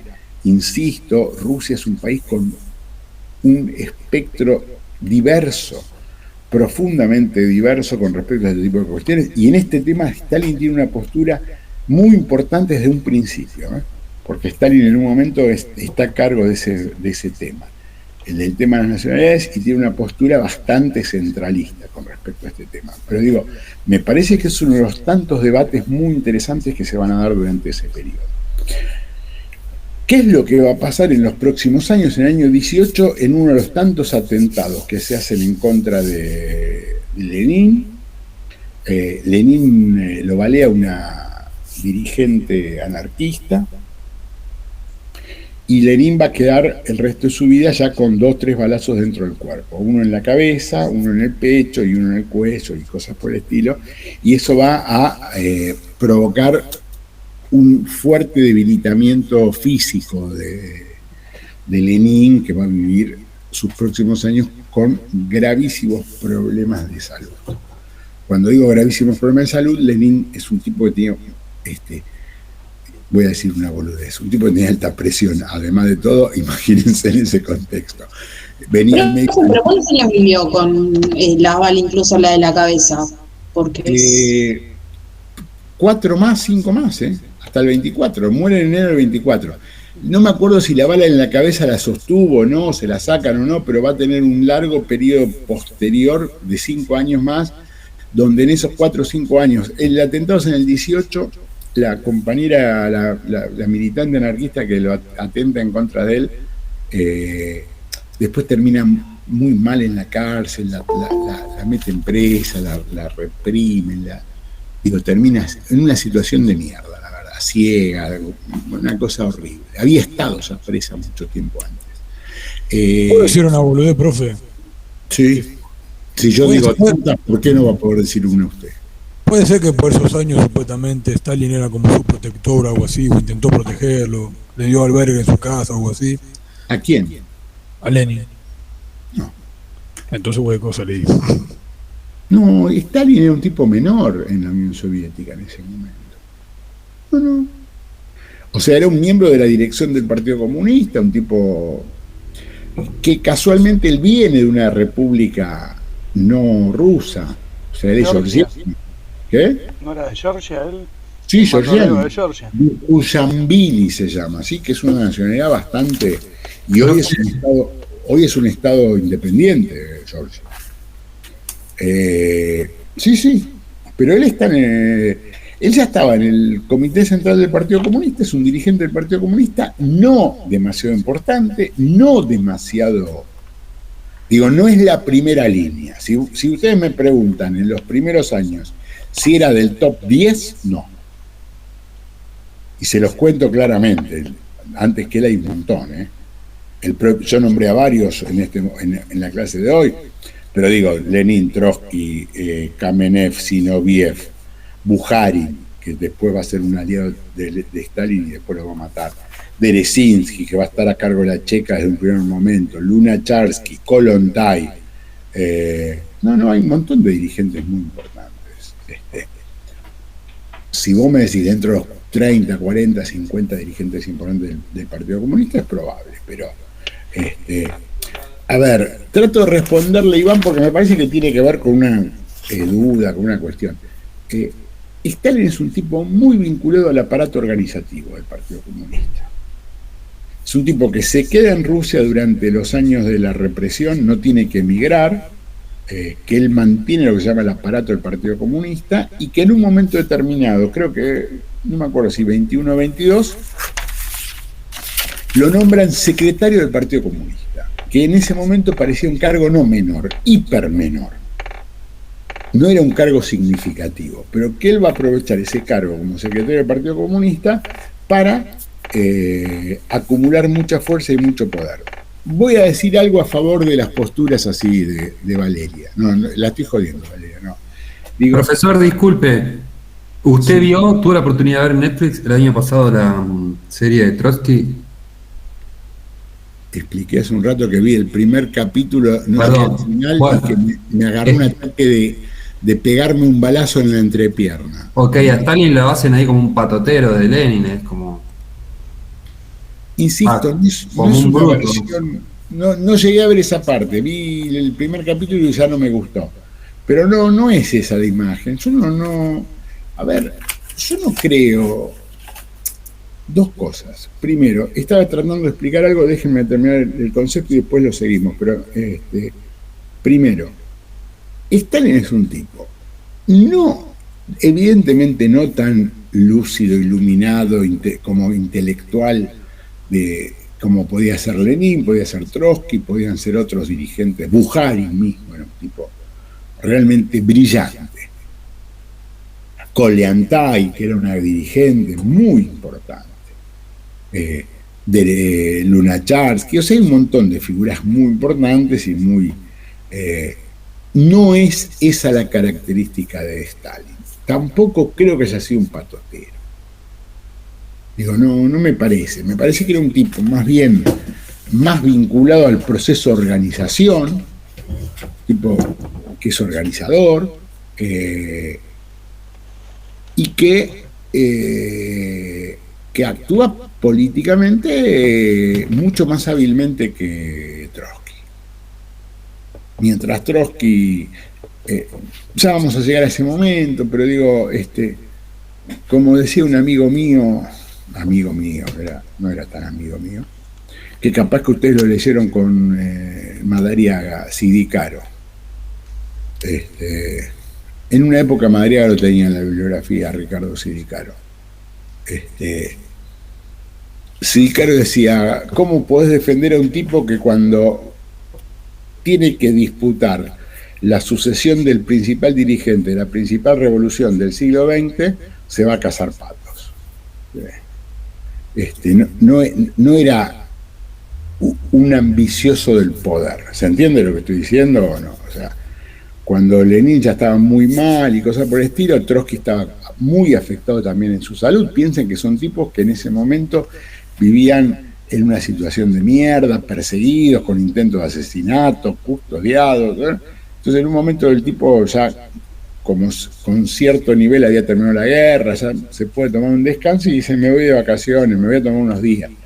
Y lo discuten con Stalin y le dice, sí, anda tranquilo que yo te aviso. Diga, ese tipo no tiene la chispa como para pelear el poder desde el punto de vista de la voracidad del poder. ¿Se entiende lo que estoy diciendo o no?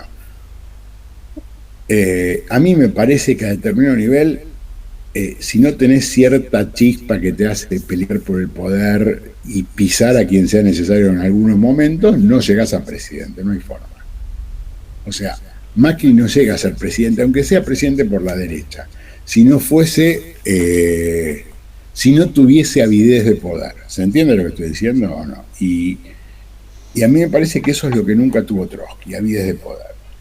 Que no quiere decir que no lo haya ejercido, el tipo fue el capo del Ejército Rojo y lo ejerció, pero no era una cuestión que lo moviese. Pero tampoco eso sería una manera de romantizar a Trotsky, y no es mi intención, lo digo claramente. ¿Qué es lo que va a suceder? Básicamente empiezan a surgir desde el año 19, 20 ya diversas posturas críticas con respecto a diversas posturas.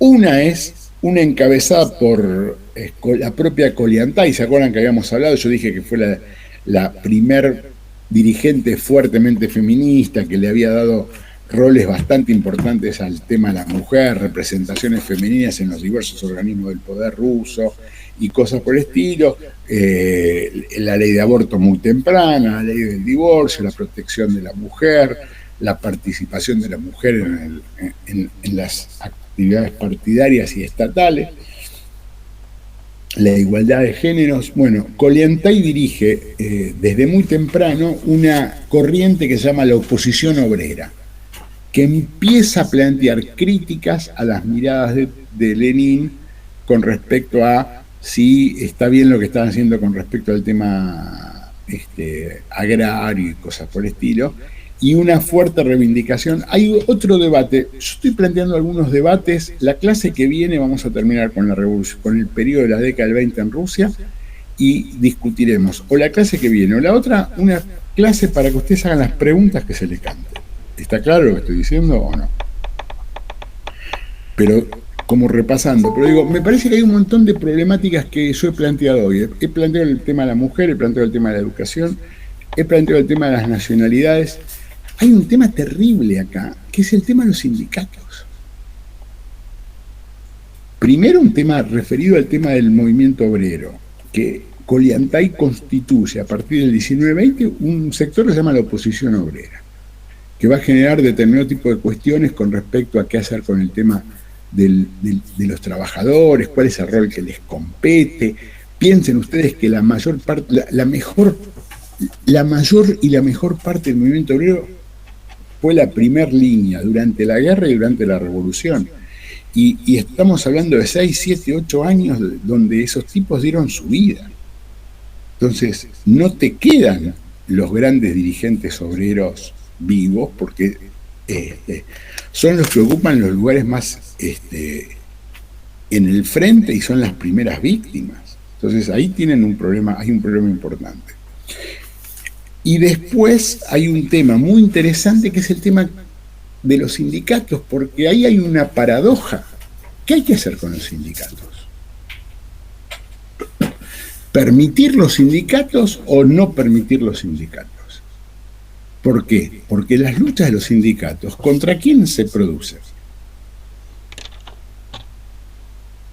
Contra la patronal, pero en este caso la patronal son los propios obreros. O el Estado.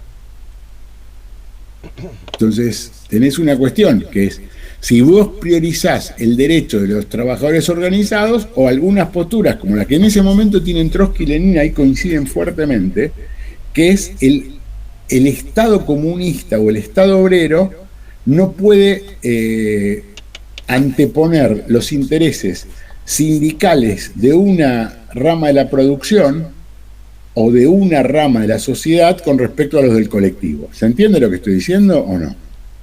Entonces, esto genera una paradoja, por lo menos una paradoja, porque vos defendés los intereses de los trabajadores, pero los intereses de los trabajadores en un momento determinado entran en colisión con los intereses del colectivo, que supuestamente también son trabajadores. Entonces, esto genera una serie de conflictos, de situaciones así bastante complicadas. Todo esto va a llegar a un momento en el año 21, en los primeros meses del año 21, en enero, febrero del año 21, que se va a producir. Piensen ustedes, había grandes hambrunas, guerra civil, había sido la Primera Guerra Mundial, la Revolución, la Guerra Civil, todo un continuum. O sea, en el año 21 ya hacía 7 años que estamos en guerra, y en ese contexto surge un levantamiento, una sublevación en Kronstadt. Kronstadt es una isla pequeña que está en el mar Báltico, yo creo que lo dije el otro día, frente a San Petersburgo.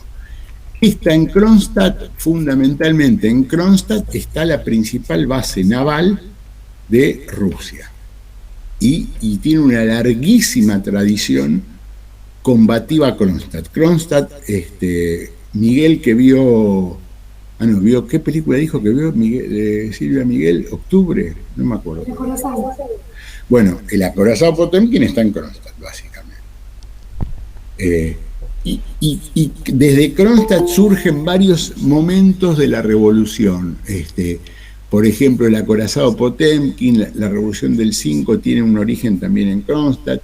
Gran parte de la revolución de febrero del 17 surgen también, son apoyados por Kronstadt. El Soviet de San Petersburgo es apoyado por Kronstadt.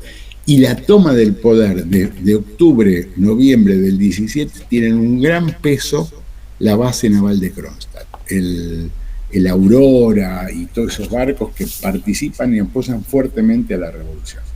¿Qué pasa en Kronstadt? En Kronstadt se produce un levantamiento de los trabajadores y de los...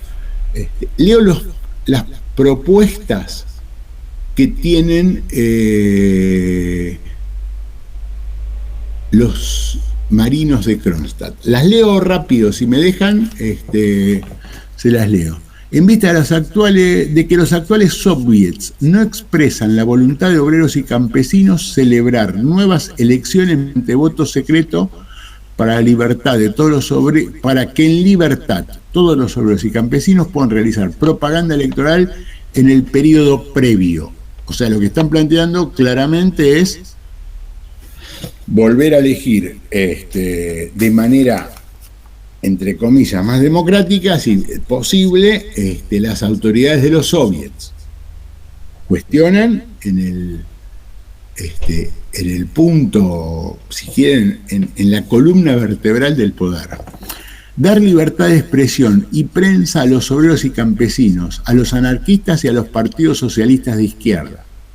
En el 18 y en el 19 empieza a cercenarse determinado tipo de libertades, inclusive hasta prohibir para los partidos políticos. Entonces, repito, quedan claras las dos reclamaciones de los marinos de Kronstadt, ¿no? Elecciones del Soviet, libertad a los partidos de oposición, si son socialistas de izquierda y anarquistas, libertad para la prensa, asegurar la libertad de reunión para los sindicatos y las organizaciones obreras y campesinas, llamar a una conferencia no partidaria de obreros, soldados del Ejército Rojo y marineros de Petrogrado, de Kronstadt y de la provincia de Petrogrado para una fecha no posterior al 10 de marzo del 21. Liberar a todos los presos políticos de los partidos socialistas, así como a todos los obreros campesinos y soldados y marineros encarcelados por vinculación con movimientos laborales y campesinos.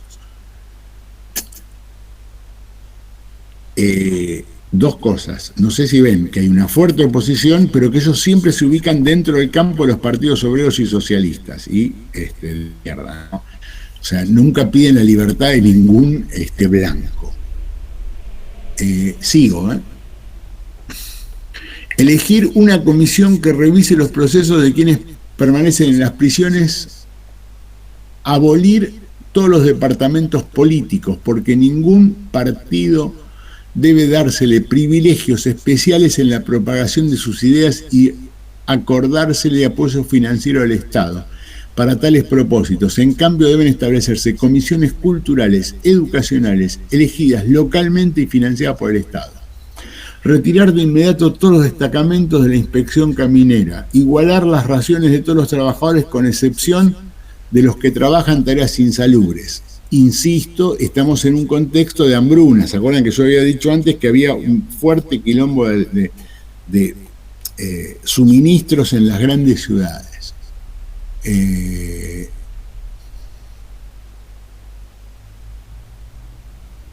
Igualar, las raciones ya lo dije. Suprimir los destacamentos comunistas de combate en todas las ramas del ejército, así como las guardias comunistas que se mantienen en las fábricas y en los talleres. Si tales guardias o destacamentos resultaran necesarios, se designarán en el ejército tomándolo de sus propias filas y en las fábricas y en los talleres bajo la dirección de los obreros de la fábrica. Dar a los campesinos plena libertad de acción respecto de la tierra y también el derecho a tener ganado, con la condición de que se las arreglen con sus propios medios, es decir, sin emplear trabajo asalariado.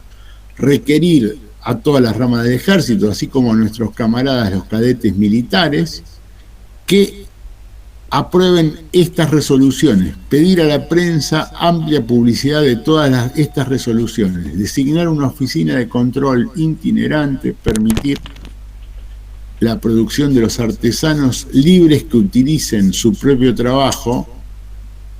Y lo firma Petrichenko, que es el presidente de la Asamblea de la Escuadra, y Perepelkin, que es el secretario. Digo, este es el principal levantamiento que va a enfrentar en el año 21, a principio del año 21, el poder bolchevique, y que lo reprime de manera brutal. O sea, entran con el ejército y con las Fuerzas Armadas, lo reprimen, y este va a ser un quiebre muy fuerte en el devenir de la revolución, porque acá se terminan absolutamente todas las diversidades dentro del espacio de izquierdas. O sea, no sé si ustedes ven, lo que ellos plantean es una fuerte crítica al monopolio del Partido Comunista, digo, con respecto a lo que planteaba antes Valeria. Valeria al principio plantea una crítica diciendo, bueno, hubo como una dictadura del Soviet. Lo que están planteando en este caso ya los marinos de Kronstadt, que en general son anarquistas, social revolucionarios y ese tipo de cuestiones, lo que plantean es que el gobierno ya no es el gobierno de los soviets, sino que el gobierno ya es el gobierno del Partido Comunista. ¿Está claro lo que estoy diciendo o no? Si ven, van a ver una serie de resoluciones con respecto a esto. Ya los libero en 3 minutos. Introduzco el próximo tema y en 3 minutos los libero. ¿Qué va a pasar después de esto en el contexto de una profunda y terrible crisis económica y crisis social? Porque el levantamiento de Kronstadt no es por una cuestión solo política, sino porque ustedes vieron que hay una medida que pide igualación de las raciones para todos los trabajadores, salvo los trabajos considerados insalubres.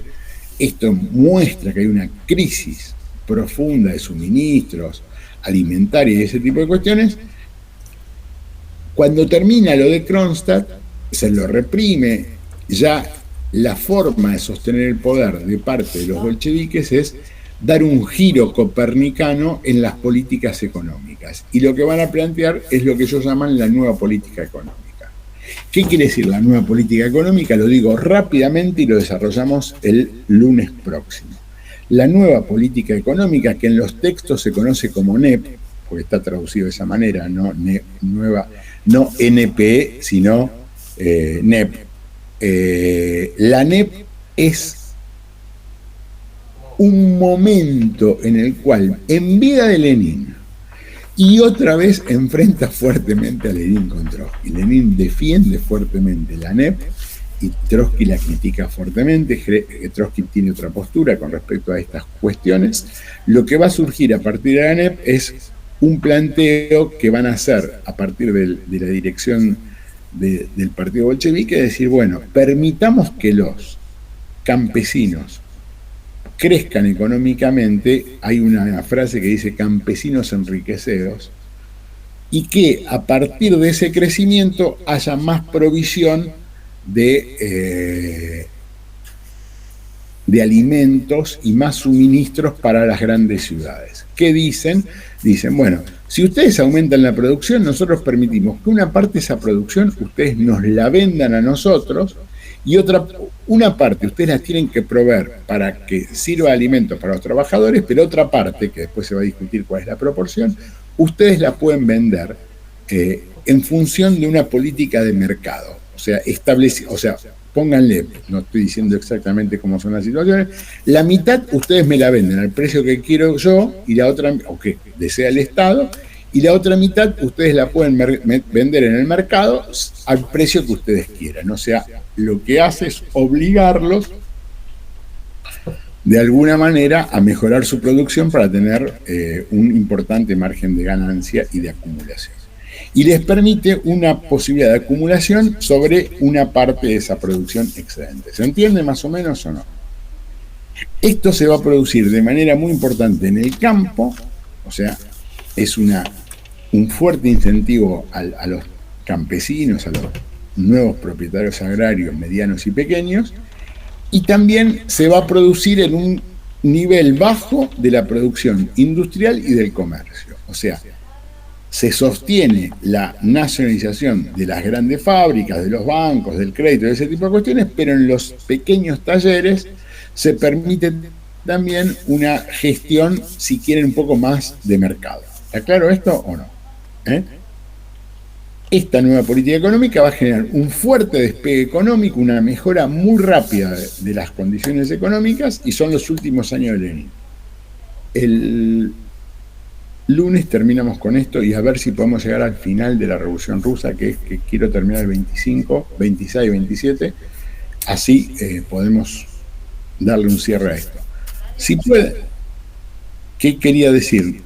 ¿Quién era? No sé quién hablaba. Una voz femenina pretendió decir algo y yo seguí. ¿Quién era? No, perdone, yo por ahí abrí el micrófono y capaz que captó la voz de mi señora, pero no, creo que nadie más.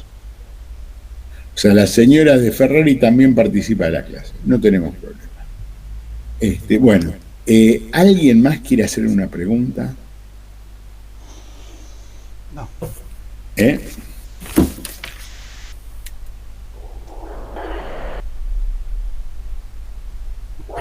Yo no, por lo menos.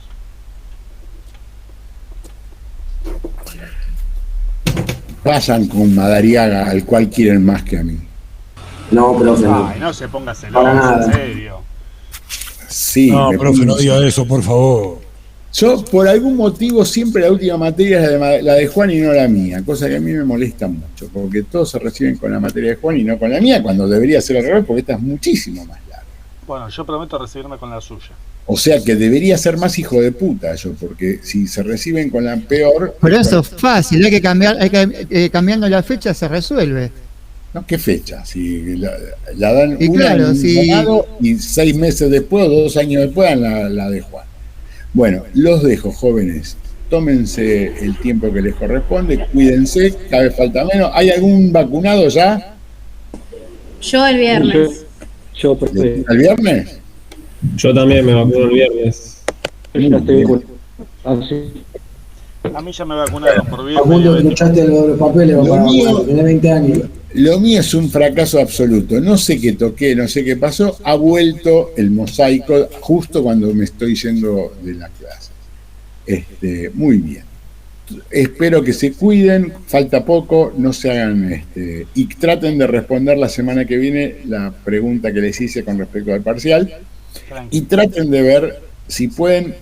Hay una trilogía de películas que son La Huelga, El Acorazado, La Huelga y Octubre, que son 3. Les digo solamente el marco. Esas 3 películas las filma Eisenstein para el 10º aniversario de la Revolución Bolchevique, o sea, son del 27, con lo que se implica. O sea, ya hay una mirada más, si quieren, de Stalin con respecto, hay una relectura importante con respecto a la Revolución Bolchevique ahí, en esas 3 películas. Y después está la película Reds, que cuenta esto. Si pueden verlas para la semana que viene, sería piola y responderemos las preguntas. Los veo el lunes, chiques. El lunes nos toca... Profe, perdón. ¿La huelga de qué? Porque no la tengo anotada. Sí, está en la lista. Yo le mandé una lista que incluye un montón de películas. De Eisenstein incluye La Huelga, El Acorazado y Octubre. Son las 3 juntas, un paquete de películas que hacen una trilogía con respecto a la Revolución Rusa. Váyanse, chicos, váyanse tranquilamente, no se queden para discutir o charlar.